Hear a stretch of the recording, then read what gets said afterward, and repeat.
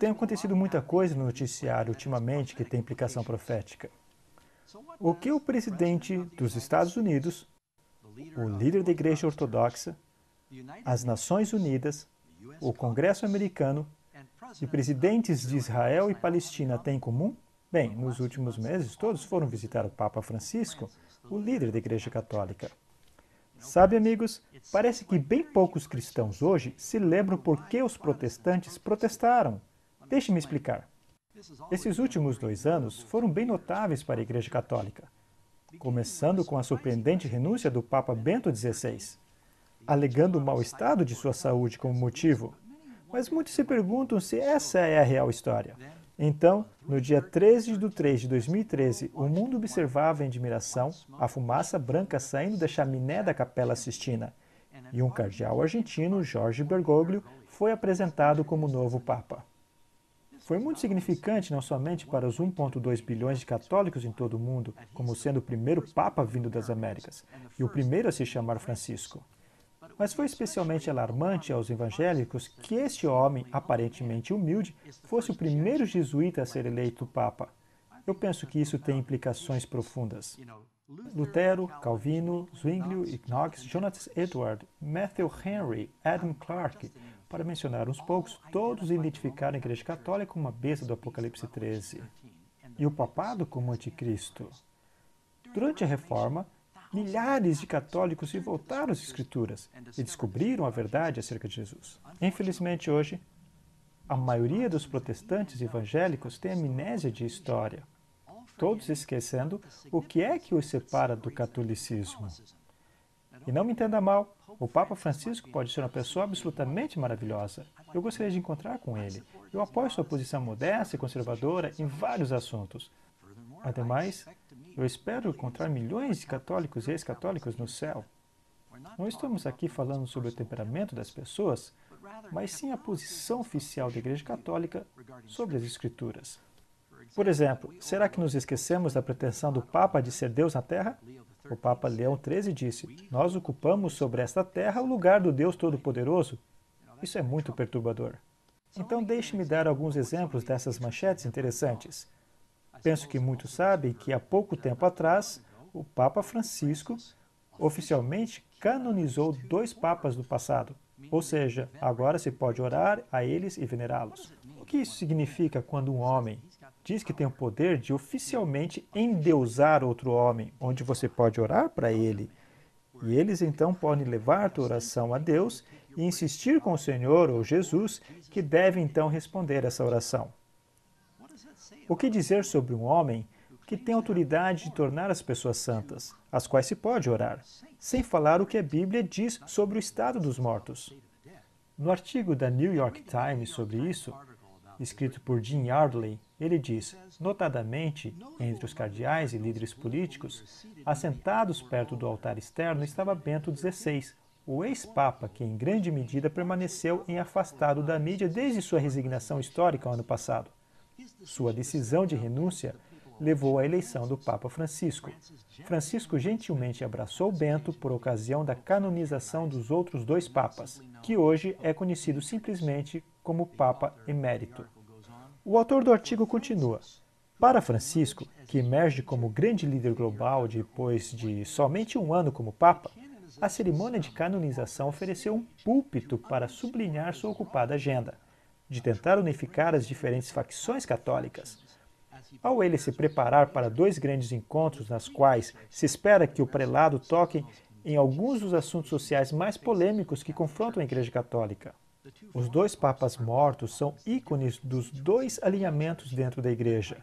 E ao canonizá-los juntos, Francisco está enviando uma mensagem tanto política como religiosa. Aqui o autor está falando sobre o Papa João XXIII, que foi canonizado, e o Papa João Paulo II. Esses tiveram abordagens religiosas bem diferentes dentro da Igreja Católica. João XXIII é um herói para muitos católicos liberais, por seu 2º concílio do Vaticano no início dos anos 60, que buscou abrir a Igreja para a Era Moderna. Por outro lado, João Paulo II é um herói para muitos católicos conservadores, por causa de sua resistência aos elementos liberais dentro da Igreja. Ao juntar suas canonizações, muitos analistas comentam que Francisco buscou banalizar suas diferenças para tentar reconciliar divisão dentro da igreja e achar um consenso ao ele se preparar para os encontros conhecidos como sínodos, centrados no tema da família. Vai ser interessante acompanhar o que vai sair desse sínodo de família. Minha expectativa é que vão falar sobre a importância de santificar o domingo. Mais de 5.000 sacerdotes e mais de 1.000 bispos, líderes e outros dignatários de mais de 90 países se juntaram à multidão. O espetáculo foi transmitido por todo o mundo. Sabe, outro pensamento que me vem à cabeça sobre a canonização desses ex-papas? Eles, os católicos, chamam os papas de Santo Pai.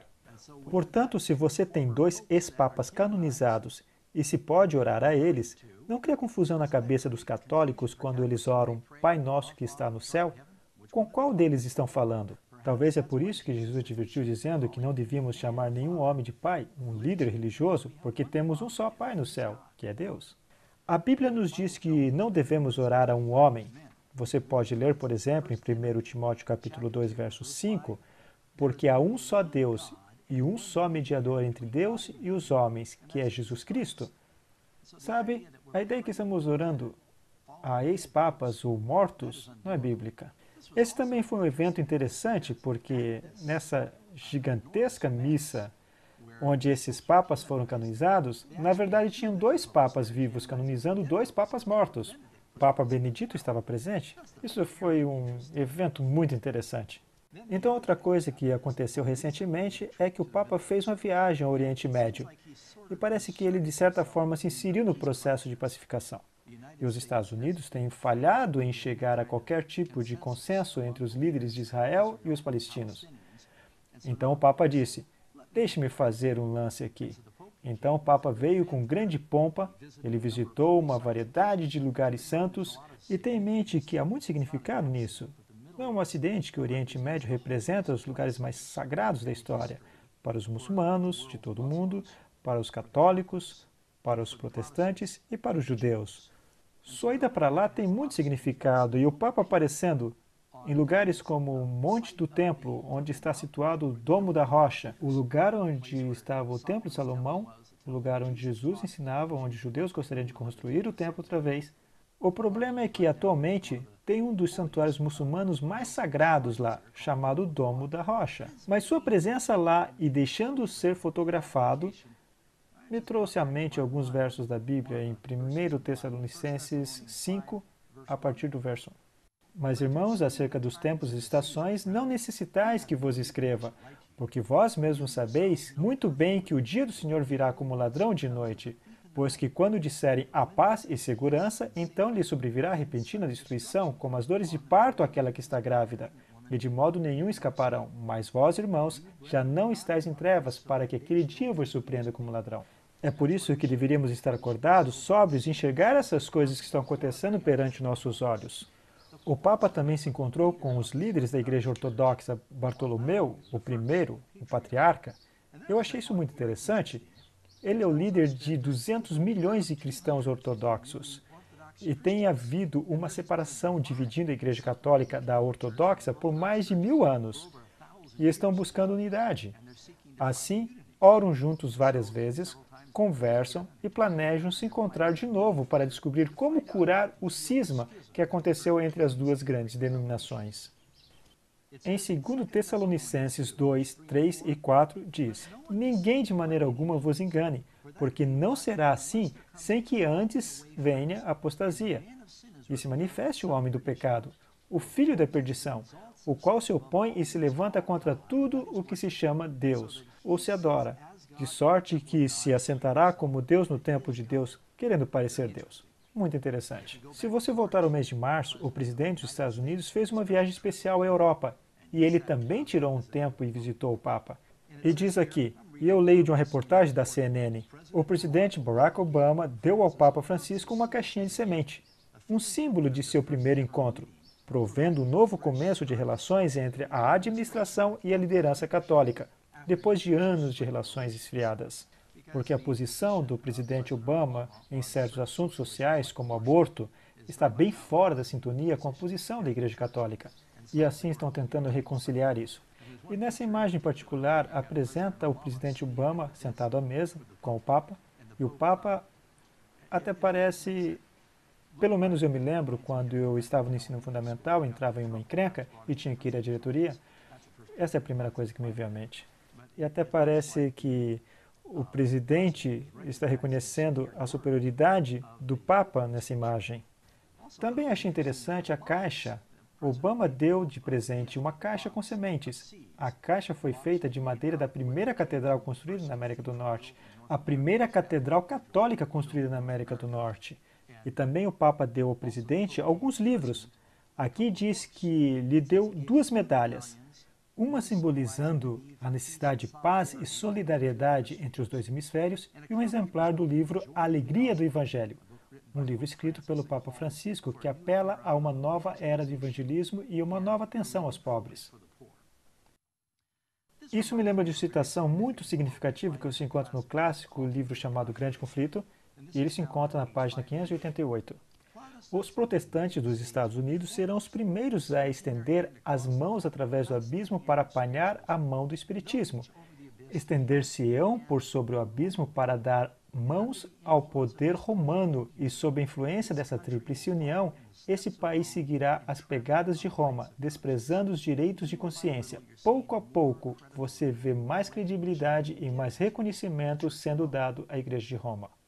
Agora você junta esses eventos com algo mais que aconteceu há aproximadamente um mês. O Papa se encontrou com líderes das Nações Unidas e diz: Francisco escolheu um encontro com oficiais das Nações Unidas para endosar o que ele chama de a legítima redistribuição de benefícios econômicos pelo Estado, bem como a indispensável cooperação entre o setor privado e a sociedade civil.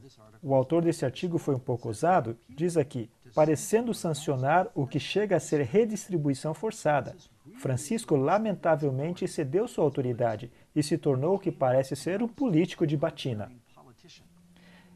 E sabem o que diz em Apocalipse? Que esse poder do anticristo, seja lá quem for, tem alguma coisa a ver com a economia, porque chega ao ponto de você não poder nem comprar nem vender, a não ser que receba aprovação desse poder.